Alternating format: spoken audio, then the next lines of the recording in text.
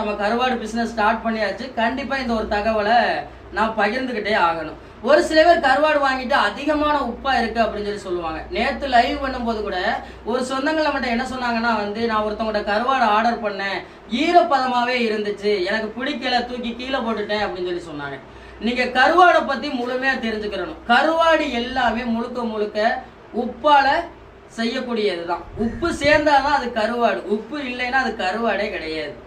உப்பு இல்லாத கருவாடை நம்ம வச்சு விற்பனையும் செய்ய முடியாது. ஏன்னா இப்ப நம்ம வீட்டுக்குன்னு சொல்லும் போது நம்மளுக்கு தகுந்தவாறு ஒரு லேசான உப்பை போட்டு நம்ம குடும்பத்துக்கு தகுந்தவாறு கருவாடு ரெடி பண்ணலாம். அந்த கருவாடு நாள்படும் போது எப்படி போனாலும் பிரச்சனை கிடையாது, அது நம்ம வீட்டோட உள்ளது.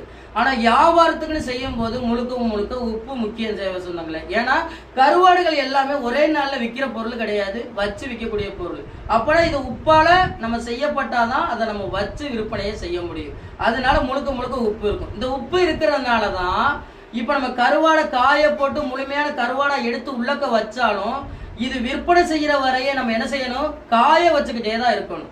வெயில்ல வச்சு காய வச்சுக்கிட்டு தான் இருக்கணும். ஏன்னா இது முழுக்க முழுக்க உப்பால ஊறினதுனால நம்ம காஞ்சதுக்கு அப்புறம் உள்ளக தூக்கி வைப்போமா, அந்த உப்பு கசுபசு தன்மை ஈரப்பதத்தை உருவாக்கும். அதுதான் காரணம், வேற ஒண்ணுமே கிடையாது. இப்ப நீங்க எங்கள்கிட்ட கருவாடு வாங்கினாலுமே நம்ம உள்ளக்கே வச்சிருக்க முடியாது. எனக்கு ஒரே நாள் சாப்பிட்றதுனால ஒரு பிரச்சனை கிடையாது. நம்ம வச்சு சாப்பிடணும்னு சொல்லும் போது லேசா வெயில்ல வச்சுட்டு உள்ளக்க எடுத்து வச்சுக்கிறேன், லேசா வெயில்ல வச்சுட்டு உள்ளக்க எடுத்து வச்சிடணும் அப்படின்னு சொல்லும் போது கருவாடு கருவாடாவே இருக்கும். இல்ல நம்ம சமைச்சிட்டு மீதி கருவாடை உள்ளக்க வைக்கிறோம் அப்படின்னு சொல்லும் போது அந்த கசுகசுப்பு தன்மை ஏற்பட்டு கருவாடு புழு வைக்கிறது கூட வாய்ப்புகள் இருக்கு.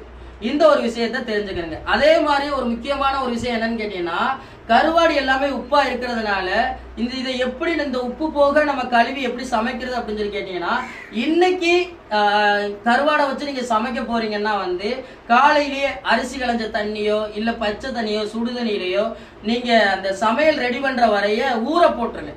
நீங்க ஊற போட்டாலே முக்காவாசி உப்பு கலண்டு போயிடும்.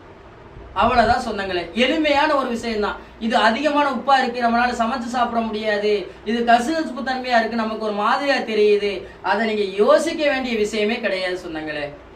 இவ்வளவு ஒரு தெளிவா உங்களுக்கு எடுத்து சொல்லியிருக்கேன்னு நினைக்கிறேன். கண்டிப்பா நம்மகிட்ட கருவாடு வாங்கக்கூடிய சொந்தங்களுக்கு இந்த கருவாடை பத்தின முழு டீட்டெயில் உங்களுக்கு நான் கொடுத்துக்கிட்டே தான் இருப்பேன். நேற்று நம்ம ராமேஸ்வரம் மீனவன் ஃபேமிலியில போடும்போது கூட இந்த விலைகளை பத்தி ஒரு சில விஷயங்கள் நான் பகிர்ந்துக்கிட்டேன். அதனால இதுல நான் பகிர்ந்துக்கிறல.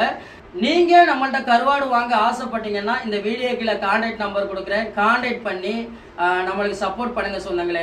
இப்போ நான் கருவாடு பிசினஸ் பண்றேன் அப்படின்னு சொல்றத நான் ஈஸியா உங்கள்ட்ட சொல்லிடலாம். ஆனா உங்களுடைய சப்போர்ட் இருந்தாதான் இந்த கருவாட்டு வியாபாரத்தை நான் மேலோங்கி கொண்டு போகணும்.